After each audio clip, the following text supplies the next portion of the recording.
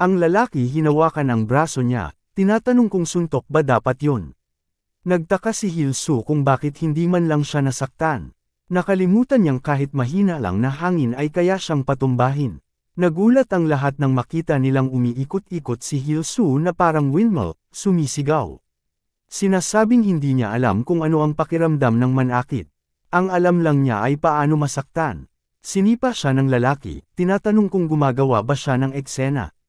Nagtawanan ang iba, sinasabing mukha siyang windmill at inakala nilang isang mime na lumalangoy. Isinuot ng lalaki ang knuckle dusters niya habang tumatawa. Sinabing hawakan siyang mahigpit, at magkakaroon siya ng ulirat matapos mabugbog. Sinabihan siyang idiin ang ngipin, sabay sugod para sa suntok. Pero may biglang lumundag mula sa itaas at tinuhad ang lalaki sa mukha. Doon lang natin nalaman na ang pangalan ng lalaki ay Sancho. Nagulat si Hilsu nang makita kung sino ang sumugod. Walang iba kundi si Doyle. Tumawa si Doyle nang makita na si Hilsu pala yon. Isa sa mga tauhan ang sumugod sa kanya. Pero naiwasan niya ang suntok at gumanti ng isang kaliwa sa mukha. May isa pang tumakbo papalapit na may dalang kahoy. Pero nasalag niya ito gamit ang kaliwa rin. Napasigaw ang babae nang makita ang mga kaibigan niyang bagsak. Tinatanong kung paano nila nagawang mahimatay at iwan siya mag-isa. Nagulat si Hilsu sa lakas niya.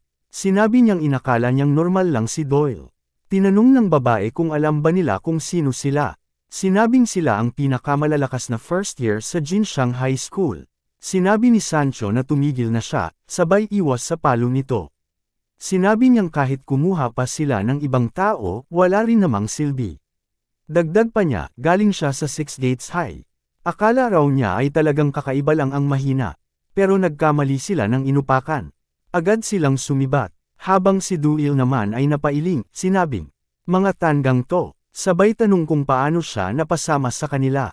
Makalipas ang kaunti, naikwento sa kanya ang tungkol sa espesyal niyang training mula kina Chung at Du. Sinabi niya na seryoso nga siya sa pakikipaglaban.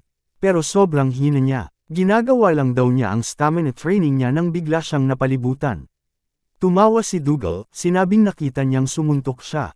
At sobrang flashy raw talaga. Sinabi niyang buti na lang at hindi siya natakot. Pero hindi pa siya malakas para lumaban sa higit sa isang tao. Kung siya raw yun, iniiwasan niya ang suntok at agad gumaganti.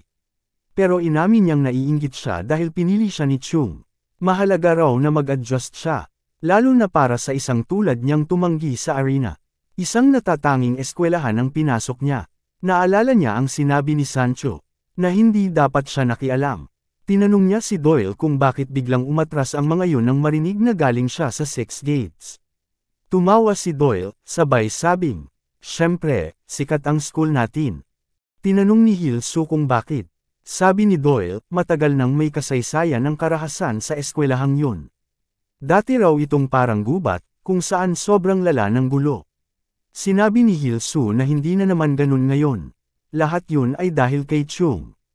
Sinakop ni Chung ang paaralan at ginawa ang fighting arena kasama ang mga patakaran nito. Unti-unting lumanas ang eskwelahan, dahil nagkaroon ng ibang paraan para mailabas ang kinikimkim na galit. Pero kung mawala ang arena o si Chung, walang saysay ang mga patakaran. Sino ang makakapagsabi kung kailan ito babalik sa impyerno tulad ng dati? At may ilan pa ring gustong ibalik ang dati nitong kalagayan. Sa arena, may isang estudyanteng mukhang talo. At tinanong siya ni Yunggu kung yun na ba ang lahat ng meron siya.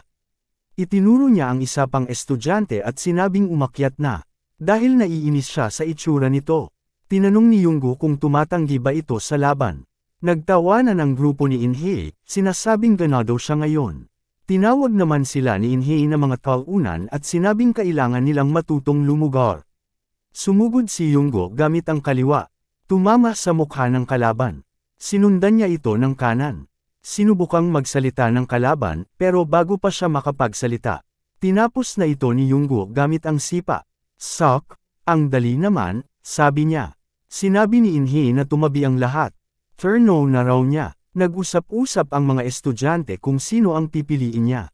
At pinili niya ang isa sa mga maingay tungkol sa kanya.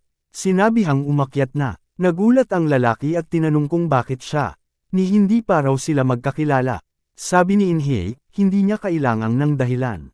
Naiirito lang siya sa mukha nito. Hinawakan niya ito sa kwelyo. Tinanong kung tatanggihan niya ang laban at magiging tulad ni Hilsu. Biglang dumating si Chung, mukhang galit. Tinanong kung anong ginagawa nila. Sabi ni Inhye, nag-request lang siya ng laban. Pero nagkaroon lang daw ng maliit na hindi pagkakaintindihan. Tinanong niya si Chung kung may problema ba siya roon. Dahil hindi naman siya lumabag sa anumang patakaran. Bago pa nito, kasama ni Inhye ang grupo niya. Tinanong siya ng mga ito kung ano ang plano niya. Sabi ni Inhye, si Hilsu mismo ang naglaglag sa sarili niya. Siya ang kauna-unahang tumanggi sa fighting arena sa buong eskwelahan. Hanggat may braso at paka, kahit sino pwedeng lumaban sa arena. Lahat ay pantay sa harap ng karahasan. Yun ang patakaran ng paaralan. Pero kung titingnang mabuti, may mga duwag na mas gusto lang manood ng laban. Hindi lumalaban mismo, puro talunan lang sila. Sabi ng grupo niya, totoo nga. Masyado na silang naging komportable. Pero dahil sa tangatanggang si Hilsu, naibunyag ang bagay na yun. Ngayon, ano kaya ang mangyayari kung simulan nilang hamunin ang mga taong sanay lang manakit? Sabi ni Yunggo, wala silang magagawa kundi lumaban. Para hindi matulad kay Hilsu. Sabi ni Inhye, eksakto. Mula ngayon, magiging playground nila ang arena. Balik sa kasalukuyan, tinanong ni Inhye si Chung kung anong problema niya. Sinabi niyang hindi naman siya lumabag sa anumang patakaran. Pero sabi ni Chung, huwag siyang magkunwaring matapang. Tumawa si Inhye at nagsorry sa gulong na gawa niya. Sinabi niyang mas magiging maingat siya sa susunod. Sa rooftop, makikita nating binabayo ni Chung ng suntok si Hilsu. At tinapos niya ito ng isang malakas na sipa. Sinabi ni Hilsu na parang mamamatay na siya. Pero nakatayo pa rin siya. At nasalag pa ang isang suntok. Sinabi niyang hindi na siya kasing takot tulad ng dati. Sabi ni Chung, nasasanay na raw si Hilsu sa mga suntok niya. Sumugod si Hilsu at sumuntok, pero nailegan ito ni Chung. Sabi ni Hilsu, kung gusto niyang manalo, kailangan niyang makalapag ng suntok. Kaya sumugod ulit siya, pero wala siyang malinaw na plano. Naasar si Chung at tinamaan siya ng malakas. Sarado bibig, sigaw nito, tumigil ka sa kasisigaw na parang talunan. Sabi ni Hilsu, mas masakit yun kaysa sa dati. Sabi ni Chung, kailangan niyang matutunan ang 1-2. At kung magagawa niya yun, pwede na siyang manalo sa laban sa arcade club. Sinabi ni Hilsu na ang tanda na ng lugar na to. At nagtanong kung bakit sila nandito. Pagbukas niya ng pinto, isang kalbong lalaki ang bumungad. Marami sa kanila ay kilala si Bob. Sinabi ni Chung na itaas ang 2 kamao niya sa baba ng kanyang mukha. Itago ang baba, ibuka ng bahagya ang mga paa kasukat ng balikat. At magaan ang pagkakatayo. Sinabi niyang dahan daw ang itapon ang 1 o ang jab. At sa 2 o ang straight. Gamitin ang pag-ikot ng balakang, balikat, at paa upang makalikha ng lakas sa suntok. Narinig ni Hilsu ang tunog ng suntok. Parang putok ng baril. Ngumiti siya at sinabing siya naman. Sinubukan niyang sumuntok. Pero halatang awkward. Sinabi niyang mukhang nakukuha na niya.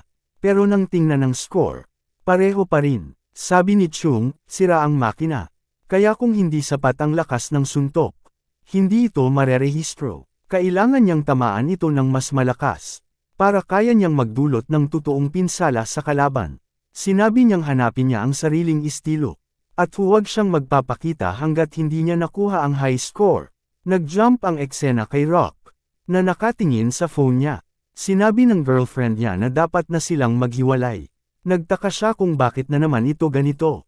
Habang naglalakad, nabangga niya si Yunggo at nagsorry siya. Pero agad siyang itinulak ni Yunggo sa sahig. Tumilapon ang phone niya at nabasag. Sinabi ni Yunggo na hindi niya sinasadya. Pero sagot ni Rock, halata namang sinadya niya. Sinabi ni Yunggo, sa itsura mo pa lang, may problema ka. Ayusin natin yan sa arena. Halatang natakot si Rock. Pero biglang sumingit si Shaklee at sinabing kasalanan niya.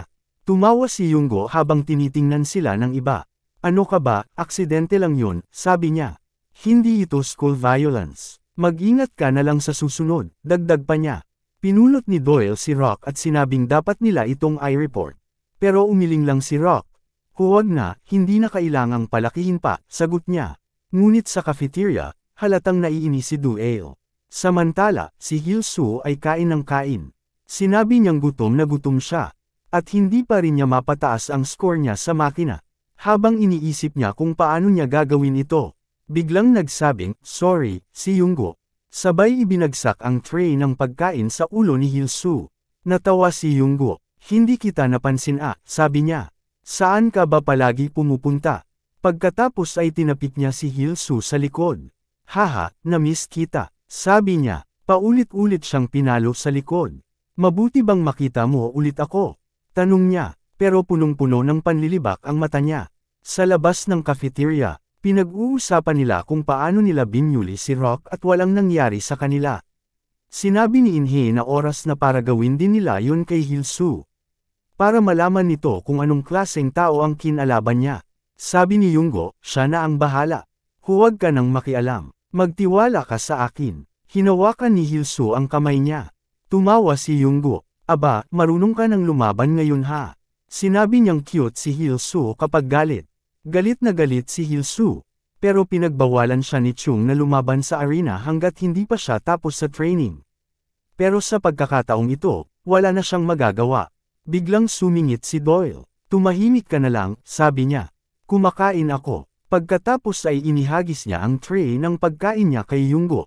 Sumingit si Doyle. "Huwag mong istorbohin ang aso habang kumakain," sabi niya. Nagulat si Hilsu sa nangyari. Ngumisi si Doyle. "Kailangan mong malaman kung saan ka lulugar." Nagalit si Yunggo. "Nababaliw ka na ba?" sigaw niya. Ngumiti si Doyle. "Hindi naman ito school violence." Sabay tawa. "Dumulas lang ang kamay ko." Pero ngumiti siya ng may masamang balak. "Gusto mo namang lumaban, di ba? Ayos to, tuturuan kita." Sa arena mamayang gabi, sa kabilang banda, nakikitang naglalaban ng damit si Doyle. Nagpalit si Hilsu ng jersey at nagpasalamat sa kanya. Sabi ni Doyle, hindi naman niya ginawa yun para kay Hilsu. Mukhang ganun lang, pero gusto lang niyang bigyan ng leksyon ang alalay ni Inhei. "Napapagod na akong makita silang nagwawala sa arena," sabi ni Doyle. "Hindi ako nakapasok sa arena nitong mga nakaraang araw. Kaya hindi mo alam, pumipili lang sila ng mga mahihinang estudyante. At binubugbog sa arena. Kapag natakot ang estudyante, ginagamit ka nila bilang halimbawa. Pero ngayon, pagkakataon mo na. Mabuti to, para maprotektahan mo ang arena." Sabi niya, kung talagang malakas siya, hindi dapat mahalaga sa kanya ang arena. Tinanong niya kung may dahilan ba ito. Sinabi niyang dumaan din siya sa madilim na panahon. Katulad ni Hilsu, nag-flashback, isang garapon ng ihi na may kung ano-ano pang halo. Isang estudyante ang nagsabing, "Freshly made peace latte para kay Baboy." Sabay utos, "Buksan mo yang bibig mo." Doon natin nakita ang isang mas matabang bersyon ni Doyle. Sinabi niyang noon, mataba siya at mahiyain. At sobrang binubuli. Hinawakan ng bully ang bibig niya. "Ubus to, inumin mo." Pero bago pa siya mapilitang uminom, isang malaking kamay ang pumihil sa bully. "Magpakabait kayo sa kaibigan niyo," sabi ng matangkad na lalaking sumagip kay Doyle. Nagpasalamat si Doyle. "Di ko alam kung sino ka," sabi niya. Iniabot ng lalaki ang isang papel. "Gusto mo bang sumubok ng diet boxing?" Nagulat si Doyle. Ang lalaki pala ay isang boxing gym director. Matapos yun, sinubukan niyang magboxing. At tuluyan siyang na-addict sa sport. Unti-unting bumagsak ang timbang niya. Hanggang sa tuluyang magbago ang katawan niya dahil sa boxing. Nag-flashback sa nakaraan. Binugbog ng bagong duil ang dating bully niya. Napasubsob sa sahig ang bully. At ang iba pang mga nambo bully ay agad na nag-apologize. Ayos lang, nagkamali lang kami," sabi nila. Dahil hindi na nila kayang tapatan siya. Maging ang mga nag-aastang gangster. Lumabas lang na puro mahihinang loob. Nagulat si Hilsu. "Dati kang binubuli?" tanong niya. Tumawa si Doyle. "Yung mga rules sa arena na ginawa ni Chung. Medyo, oo nga, pero gusto ko yung idea na may kalayaan kang pumili ng kalaban mo. At ngayon, ibabagsak ko si Yunggo." Dagdag niya. "Kaya panoorin mong mabuti." Kinagabihan sa arena, nakatitig silang dalawa sa isa't isa. Ngumisi si Yunggo. "Hindi ko alam kung saan mo nakuha ang tapang mo bigla," sabi niya. Sinabi ni Doyle, "Narito ka ba para makipagbardagulan ng salita? Tigilan mo na yang dada mo. Simulan na natin." Ngumiti si Yunggo. "Atat ka na." Sumigaw si Hilsu. "Good luck." Nagbigay ng senador Yas ang referee. Magsisimula na ang laban. Sumugod si Yunggo gamit ang jab. Pero madaling hinarang ni Du Il. Nagulat si Yunggo. Sumunod siya ng sunod-sunod na jabs. Pero lahat ay naiiwasan ni Doyle ng madali. Sa wakas, nakalusot si Doyle. Isang solidong suntok. Nagulat ang mga estudyante. Ang bilis ni Doyle. Mas mabilis siya kaysa sa inaakala ko. Inisip ni Yunggo, boxer lang ba talaga to? Pero nagsimula ng umatake si Doyle. Unti-unting umaabante gamit ang jabs. Unti-unting napapa-atras si Yunggo. Ang bilis mo nga, pero parang pambata yung suntok mo. Tawa ni Yunggo, sumubok siyang sumuntok pabalik. Mas malakas ako, pero nasalag ni Doyle ang atake niya. Sinubukan ni Yunggo ang isang uppercut. Pero bait lang pala yun. Mabilis siyang tinamaan ni Doyle ng sariling uppercut. Solid yun, sabi ni Doyle. Napatigil si Yunggo. Nilinlang siya nang hindi niya namamalayan. Nagulat si Hilsu, hala, dinodominate niya yung laban. Ni isang suntok, di pa natatamaan si Du Il. Napatingin ang ibang estudyante, ganito na ba siya kalakas?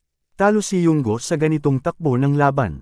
Nagulat si Hilsu, si Yunggo undefeated. Nagdesperado si Yunggo, sumubok ng overhand right, mints, sinundan ng kaliwa, mints ulit, nagpaulan siya ng suntok. Pero wala siyang matamaan. Unti-unting nawala ang pagiging kalmado niya. Hindi ako makalapag ng isang suntok. Sinimulan siyang asarin ni Du Il. Akala mo ba tatamaan mo ako ng mga yan? Sabay tawa. Isang mabilis na jab ang pinakawalan ni Doyle. Tandaan mo, bago lumapag ang mabibigat na suntok, kailangan mo nang lumapag ang magagaan. Sabi niya, sabay bitaw ng isang malakas na kanan. Napaluhod si Yunggo. Nakangisi si Doyle. Ang daldal mo, pero mukhang wala ka namang kwenta. Tigilan mo na yang pagpunta-punta sa arena. Nakangisi si Yunggo habang nakatingin kay Inhei. Sinasabing huwag mag-alala dahil hindi siya aalis. Inamin niya na mas magaling si Du Il sa boxing. Pero mula ngayon, seryoso na raw siyang lalaban. Nagulat si Hilsu nang makita si Yunggo na itinaas ang binti niya. Kumukuha ng Muay Thai stance. Tara, simulan na natin ang totoong laban, sabi ni Yunggo. Napakunot noo si Du Il. Napansin niya agad ang stance at naisip. Sipa ang balak niya. Sumugod siya ng diretsyo. Marunong din akong sumipa. Sinubukan niyang sipain si Yunggo.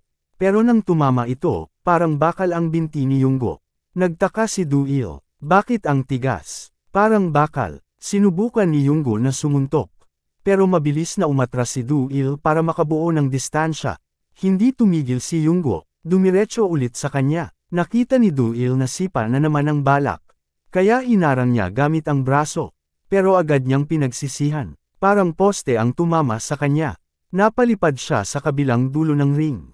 Bakit ang lakas nun? Naharang ko naman pero parang durog pa rin katawan ko. Isip niya, walang sinayang na oras si Yunggo. Sumugod ulit gamit ang isa pang malakas na sipa. Itinaas ni Du Il ang mga kamay para harangan. Pero nabali ang buto sa braso niya. Du Il, sigaw ni Hilsu, nang marinig ang malutong na tunog ng nabaling buto sa buong arena. Mabilis na umatras si Du Il. Habang si Yunggo ay tumatawa ng may pang-aasar. Bakit ka umaatras? Kanina ang tapang mo, sabi ni Yunggo, natatakot ka na ba? Hindi maintindihan ni Du Il kung bakit napakalakas ng mga sipa nito. Malayo sa lakas ng suntok niya, ibang level talaga. Kung matamaan pa ako ulit, delikado na. Habang iniisip niya ito, bigla siyang nasuntok sa mukha. Sinundan agad ng isang Dragon Ball Z combo. Nagtawanan ang mga nanunood, habang si Yunggo ay tumatawa ng parang baliw. Lamalapag na rin pala mga suntok ko ngayon. Napagtanto ni Du Il na masyado siyang nag-concentrate sa mga sipa. Kaya hindi na siya nakakareact ng maayos. Sinimulan siyang latin ni Yunggo. Ikaw ba ang nagmamagaling na wag daw sirain ang arena? Sino ka ba talaga? Isang malakas na low kick ang binigay ni Yunggo. Kaya napadapa si Du Il sa sahig. Tanjina, sobrang hina mo. Anong karapatan mong magsermon sa akin? Hindi na makatayo si Du Il. Napansin ito ni Yunggo. Kaya sinubukan niyang tapusin ang laban gamit ang isang malakas na sipa sa ulo. Parang soccer kick. Adios, sabi ni Yunggo habang papalapit ang paa niya sa mukha ni Du Il. Wala nang magawa si Du Il kundi panuurin ang papalapit na sipa. Boog! Tumama ang tunog sa buong arena. Nakasara na ang mga mata ni Du-il. Pero nang imulat niya ito, nakita niyang may hamarang sa sipa ni Yunggu gamit ang Shin. Parang bakal, sabi ni Yunggu, habang ang lalaki ay seryosong tumitig sa kanya. Kung hindi na kayang lumaban ng kalaban mo. Foul na yan, sabi niya. Doon natin nalaman na ang pangalan niya ay Guinang. Tumawa si Yunggu, bagong simula pa lang tayo. Pero pinipigilan mo na ako. Sayang, pero masaya rin naman. Tumingin siya kay Hilsu. Baka naman kaya may mga batang matagal ko nang di nakikita na nandito ngayon. Sabi niya, sabay tawa. Mas magiging masaya ang arena mula ngayon. Kaya balik ka lagi, ha? Sometime later, tinulungan ni Hilsu si Du-il na maglakad.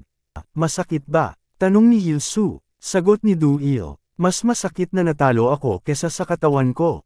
Lalo na ngayon na lumaki ulo nila nang wala namang kwenta. Pero panalo ka kanina, di ba? Nang lumabas lang yung mga sipa. Tsaka ka natambakan, sabi ni Hilsu. Oo, sobrang lakas ng mga sipa niya, sagot ni Du-il. Pero parang kakaiba yung huling sipa. Hindi ko lang maipaliwanag. Nang makarating na sila sa pupuntahan. Nagpasalamat si Du-il kay Hilsu. Salamat sa suporta mo. Pagod ka na siguro. Gusto mo ba ng tubig bago ka umalis? Ngumiti si Hilsu. Hindi na, may pupuntahan pa kasi ako, sagot niya. Nagtaka si Du-il. Totoo, anong meron sa ganitong oras? Nagmamadaling tumakbo si Hilsu. Naiwan si Du-il na nag-iisip kung saan ito pumunta. Balik sa classroom. May pinakapangit na sapatos na nakita mo sa buong mundo. Nagtanong si Inhei, bakit niyo dinala yan? Yung gang namin gusto lang magpasalamat, sagot ng isa sa mga lalaki. Sabi ni Inhei, mas mahalaga sa akin ang talento kesa pasasalamat. Tumango ang mga lalaki, kung ganun, wala nang problema. Basta ibigay niyo ang lahat mula ngayon, sagot ni Inhei. Habang tumititig sa kanila na may bahid ng pangamba at panggigigil. Pumasok si Yunggu sa silid.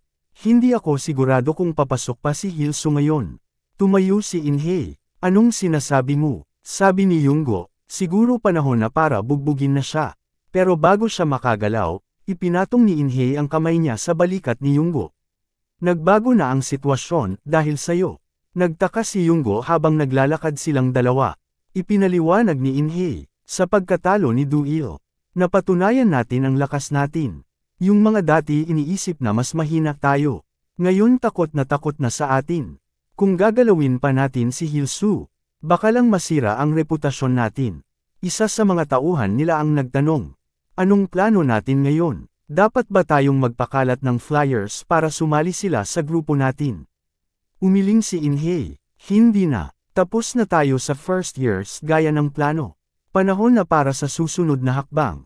Sa labas ng paaralan, may ilang lalaking nagyoyosi. Dito natin nakilala si Sun Shoko.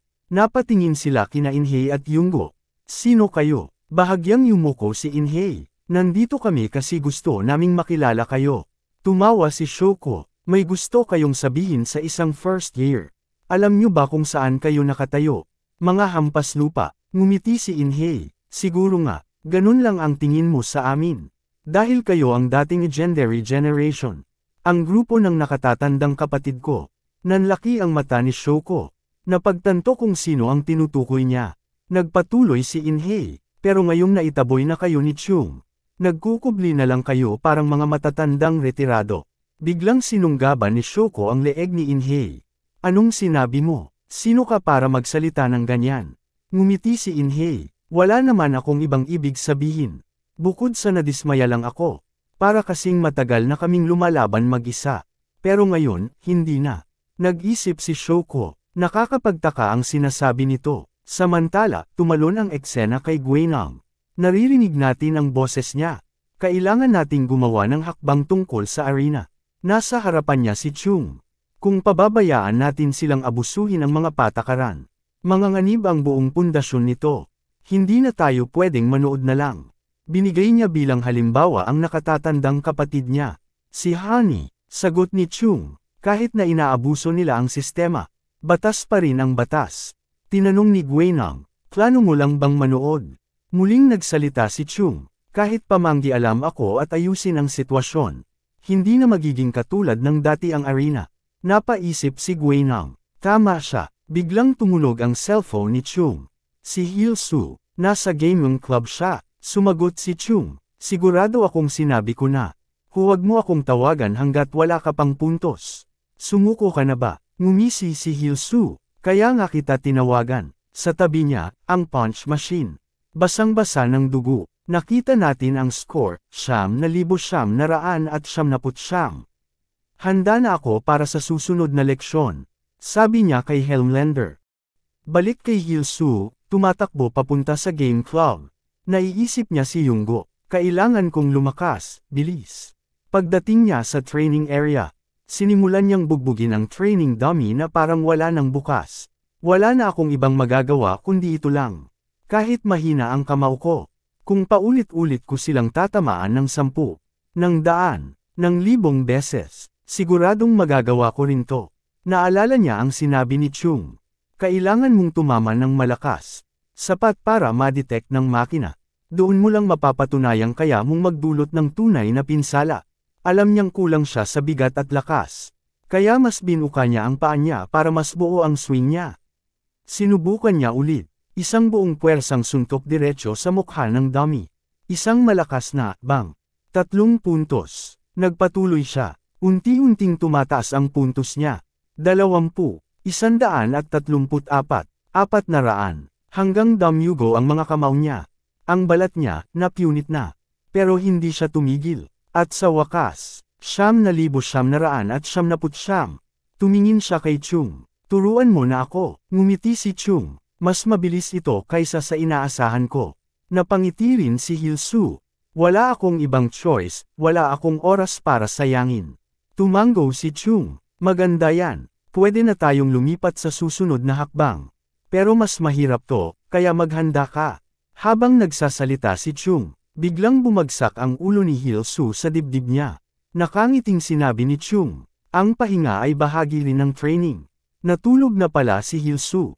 Kinagabihan, tanong ni Yunggo, ganito na lang ba ang mga tao sa Fight Club? Nasa kalahati lang to ng mga pumupunta dati. Takot na ba sila? Biglang may narinig silang boses. Sinong takot? Lumapit ang isang lalaki, isang second-year student council member na nagngangalang Choi. Tila kailangan kong turuan ng mga first-year students. Sabi ni Choi, medyo nagulat si Yunggo. Sabi pa ni Choi, simula nang una kitang makita. Kinaiinisan ko na yung dragon tattoo mo sa braso. At sapat na yun para lumaban tayo. Puro kababawan ang dahilan ko sa pakikipag-away. Medyo kinabahan si Yunggo. Nakatingin lang si Guinang. Hindi na tayo pwedeng manood na lang. An eye for an eye, a tooth for a tooth. Biglang bumukas ang lumang shed. May narinig silang boses. Anong meron? Bakit parang ang bigat ng hangin dito? Si Shoko. Nabalitaan ko na masaya raw dito sa arena. Kaya naisipan kong dumalaw. Nagulat si Guinang. Nagpatuloy si Shoko. Hindi ko inasahan na makakakita ako ng second year na nakikipag-away sa isang first year. Baka kailangan kong dagdagan ang saya.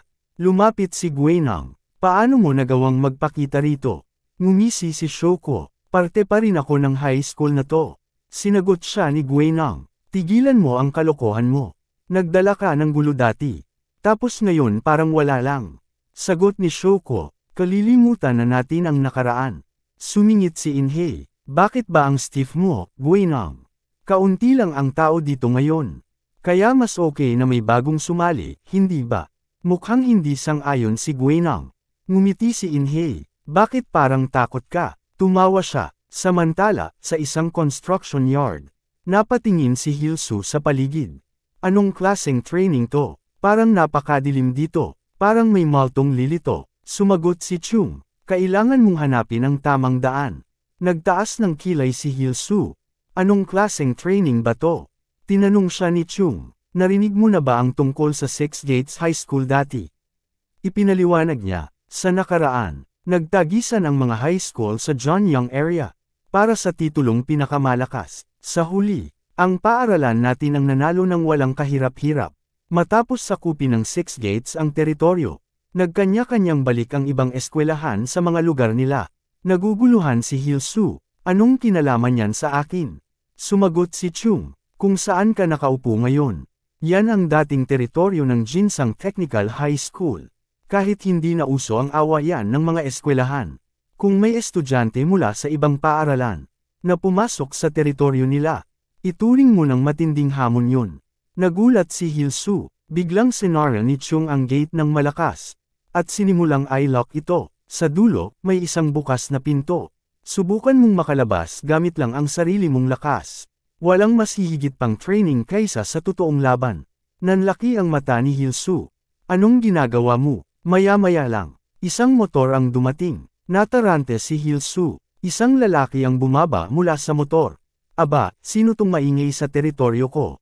Nanlaki ang mata ni Hilsu. Nakilala niya agad ang lalaki. Si Sancho, at nakilala rin siya ni Sancho. Sabi ni Hilsu, alam kong narinig ko na dati ang pangalan ng eskwelahang to.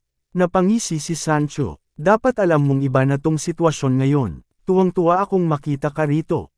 Natawa siya. Tigas ng mukha-muha, dumating ka rito mag-isa.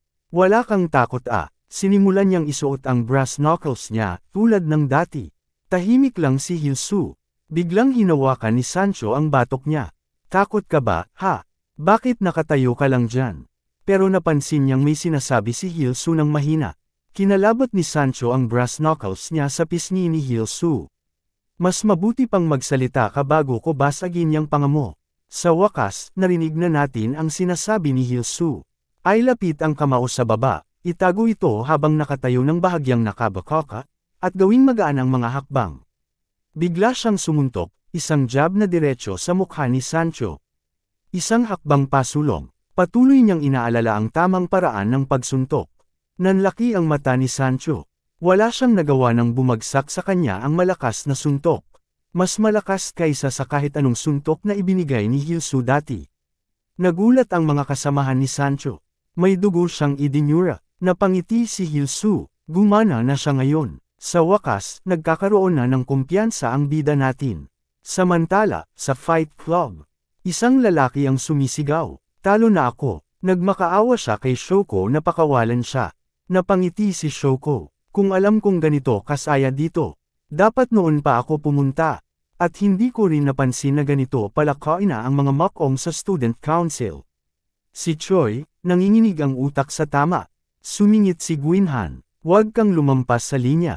Pumasok siya sa ring. Bago ka magyabang, lumaban ka muna sa ka-level mo.